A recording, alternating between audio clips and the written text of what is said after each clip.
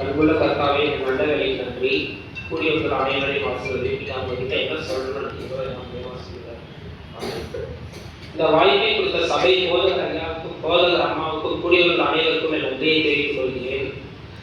நடுவில் அப்பப்போ இருமல் எனக்கு உடம்பு சரியில்லை ஒரு வாரமா, அதனால இருமல் வந்தா மனுஷங்க.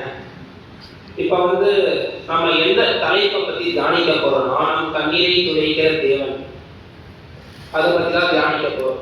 இப்போ கண்ணீர்னா எதுன்னு ஃபர்ஸ்ட் சொல்றேன். கண்ணீர் நமக்கு ஒரு உணர்ச்சியா இருக்கு. இப்போ நம்ம சோகமா இருக்கும் போதும், ரொம்ப சந்தோஷமா இருக்கும் போதும், துக்கத்துல இருக்கும் போதும், கவலையில இருக்கும் போதும், கஷ்டத்துல இருக்கும் போதும் நம்ம கூட எப்பவுமே இருக்கிறது கண்ணீர் மட்டும்தான். இப்போ நம்ம ரொம்ப சந்தோஷமா இருக்கும் போதும் ஆனந்த கண்ணீர் வரும், ரொம்ப துக்கத்துல இருக்கும் போதும் அழுக வரும். அதனால கண்ணீர் நம்மளுக்கு ஒரு உணர்ச்சியா இருக்கு, அது நம்மளுக்கு ஒரு அடையாளமா இருக்கு. இப்போ நம்ம கண்ணீர் பத்தி தான் தியானிக்க போறோம். இப்போ ஃபர்ஸ்ட் ஆகார் பத்தி பார்க்கலாம். 3 பேர் நடத்திருக்கேன். ஆகார், தாவீது, அப்புறம் ஒன்று நாயின் ஊர்ல நடக்கிற ஒரு சம்பவத்தை பத்தி எடுத்திருக்கேன். ஃபர்ஸ்ட் ஆகார்.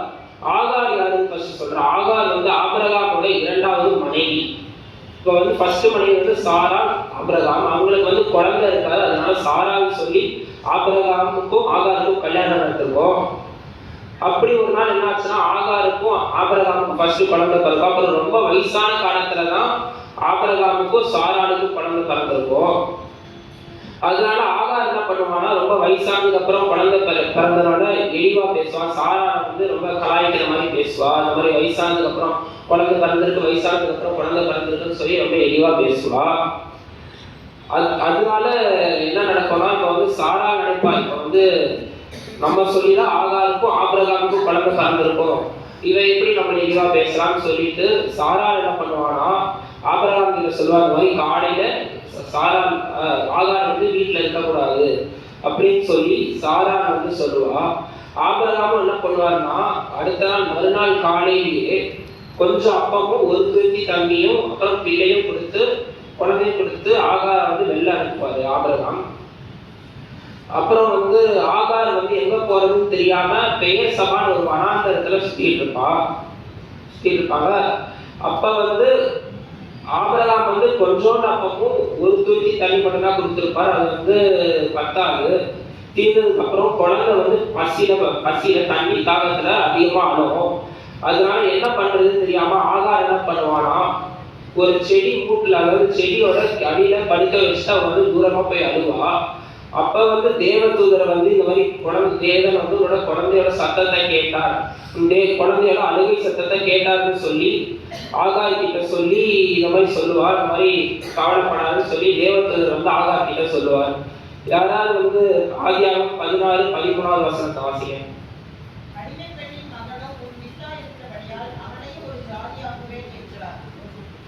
16.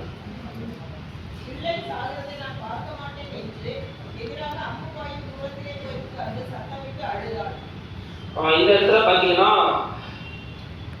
ஆகார் அழுத்தாங்க.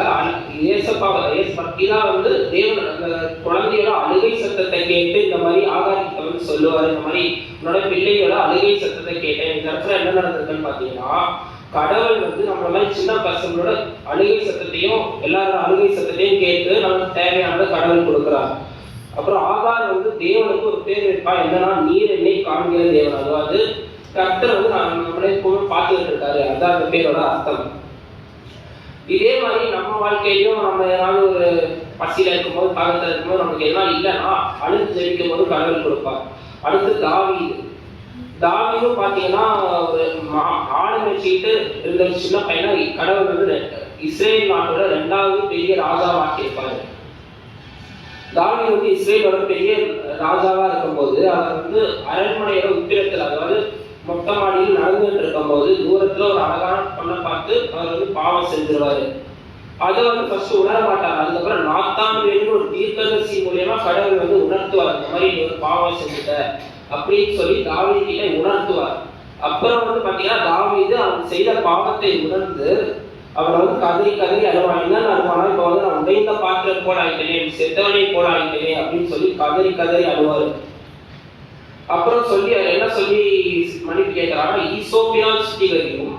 அப்புறம் அப்படி சுத்திகரிச்சீங்கன்னா நான் உறைந்த மலையிலும் மென்மையாக, அதாவது உறைந்த மலை எப்படி இருக்கும், வெள்ளை வெள்ளையும் அழகா இருக்கும், அதே மாதிரி நானும் ஆயிடுறேன், நான் செய்த பாவத்தெல்லாம் நீங்க வந்து துடைத்துங்க, தொடச்சு கொடுங்க அப்படின்னு சொல்லி அழுகுறாரு. ஏன்னா சங்கீதம் 51:2-3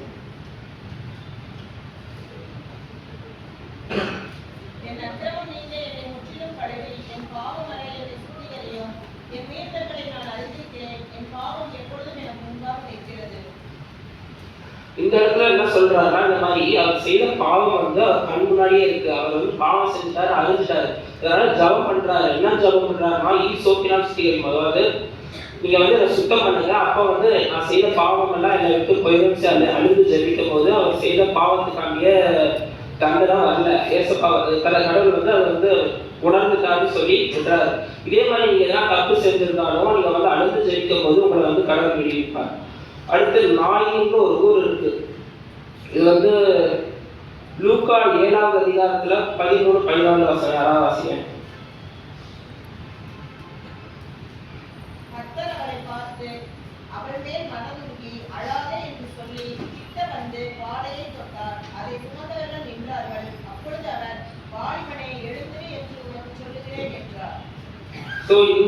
இந்த சம்பவம் எங்க நடக்குதுன்னா, நாயின்ற ஊர்ல தான் நடக்குது. இப்போ வந்து ஏசப்பாவும் அவங்களோட 12 சீடர்களும் ஏசப்பா பிரிக்கிறதும் வந்து எல்லாரும் அந்த ஊரை தாண்டி போக வேண்டிய ஒரு கட்டாயம் வருது. அப்படி போகும்போது வந்து பார்த்தீங்கன்னா அந்த ஊர்ல ஒரு இளைஞர், அதாவது ஒரு மேன் வந்து இறந்து போயிருப்பான். அவங்க அம்மா வந்து கதறி கதறி அழுகுறாங்க. இந்த மாதிரி ஏன்னா அவங்களுக்கு வந்து ஒரே பையன் மரித்து போயிட்டாங்க, கதறி கதறி அழுகுறாங்க. யார் வந்து இந்த மாதிரி சார்தல் சொன்னாலும் அவங்க வந்து அழுதுகிட்டே தான் இருக்காங்க. அதை பார்த்து ஏசப்பா மனதுருகி அவங்க கிட்ட போய் தாயே அழாத அப்படின்னு சொல்லி அழகான சமாதானப்படுத்திட்டு அந்த பாடைனா இப்ப வந்து பெட்டி மாதிரி வச்சுக்கலாம். அந்த பெட்டியை தொட்டு இந்த மாதிரி மகனே எழுதுன்னு சொல்லி எழுப்புறார். அவனே எழுந்திருச்சு சாதாரணமா பேச ஆரம்பிச்சான். இந்த இடத்துல பாத்தீங்கன்னா ஒரு தாயோடைய கண்ணீரை துடைக்கிறதுக்காக மரித்தவனை உயிர் தெழுக்கிறார் ஏசப்பா. இதே மாதிரி பைபிள்ல இது மட்டும் இல்லை, நிறைய இடத்துல யோகை பத்தி சொல்லலாம், எசேக்கியா ராஜாவை பத்தி சொல்லலாம். இதே மாதிரி பைபிள்ல ஏகப்பட்ட சம்பவங்கள் இருக்கு. நீங்க அழுது ஒரு காரியத்துக்காக ஜெபம் பண்ணீங்கன்னா கடவுள் நிச்சயமாக செய்வார். இப்ப வந்து நான் ஒரே கதை சொல்லி முடிக்கிறேன். இந்த கதையில வந்து 2 பேர் இருக்காங்க. ஒண்ணு வந்து நீதிபதி, அப்புறம் இன்னொன்னு வந்து மகன். இப்ப வந்து நீதிபதி பாத்தீங்கன்னா அவன் மகனை வந்து எப்பவுமே நல்வழி சொல்லிதான் வளர்ப்பாரு. இப்ப வந்து நீ பாவம் செய்யக்கூடாது, நல்லவனா இருக்கணும், நல்லவனா இருக்கணும்னு சொல்லிதான் நீதிபதி வந்து அவங்க மகனை வளர்ப்பாரு. ஆனா அவன் வந்து மகன் எப்படி வளருவானா, அவன் வந்து எப்பவுமே கெட்ட ஃப்ரெண்ட்ஸ் கூட சரி கெட்ட பையனாதான் வளருவான். அப்புறம் அப்படி போயிட்டு இருக்கும்போது ஒரு நாள் என்ன ஆச்சுன்னா, அந்த மகனும் அவன் ஃப்ரெண்ட்ஸும் சேர்ந்து கொலை செஞ்சுறாங்க. ஒருத்தனை கொலை செஞ்சு ஒரு பெரிய கேஸ் ஆகி ஜெயில போடுறாங்க. அவங்க அப்பா நீதிபதி இல்லையா, அந்த கேஸ் வந்து அவங்க அப்பா கிட்ட தான் வருது. இப்போ வந்து அவங்க அப்பாவும் என்ன பண்றதுன்னு தெரியாம அவங்க அந்த பையனுக்கு வந்து மரண தண்டனை, அவனுக்கும் அவன் ஃப்ரெண்ட்ஸுக்கும் மரண தண்டனை கொடுத்துட்றாரு.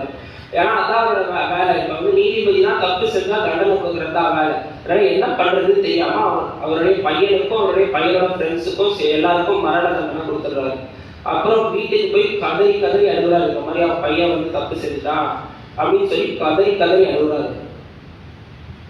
இப்போ வந்து அப்புறம் அவர் என்ன பிளான் போடுறாருன்னா, இப்போ அவன் வந்து பையன் தப்பு செஞ்சுட்டா இனி தப்பு செய்ய மாட்டான், இதை வந்து அவருக்கு நல்ல பாடமா இருக்கும்னு சொல்லிட்டு அவர் என்ன பண்றாருன்னா, நீதிபதி மாறு விஷயத்துல போயிட்டு அவன் பையனை பார்த்து அவன் பையன் போட்டிருக்காங்க அந்த ஜெயில் கைதி ட்ரெஸ், அப்புறம் தூக்கு போடுறதுக்கு முன்னாடி முகத்துல மாஸ்க் மாதிரி போட்டிருக்காங்க இல்லையா, அந்த மாஸ்கை இவர் போட்டுட்டு அந்த பையனை தப்பிக்க விட்டுறாரு. அந்த பையனை தப்பிச்சு போயிட்டான். இதே மாதிரிதான் நம்ம வாழ்க்கையும் நம்ம செய்த பாவத்துக்கு ஏசப்பா வந்து 2000 வருஷம் முன்னாடி வந்து மறித்து போய் நம்ம பாவத்தை தொலைத்துட்டார், தொலைச்சிட்டு நம்ம புது மனுஷனாகிட்டார். அப்புறம் நீங்க வந்து எப்ப நான் கவலையில இருக்கும்போது நீங்க கண்ணீர் சிந்தி ஜெபிக்கும் போது அவர் வந்து உங்களுக்கு விடுதலை கொடுப்பார். உங்களை வந்து ஒரு நல்லவர், உங்களை தொடர்ச்சி ஒரு ஈசோப்பினால் சுத்திகரித்து உங்களை உறைந்த மலையில மென்மையாக்குவார். தேவனுக்கே மகிமை.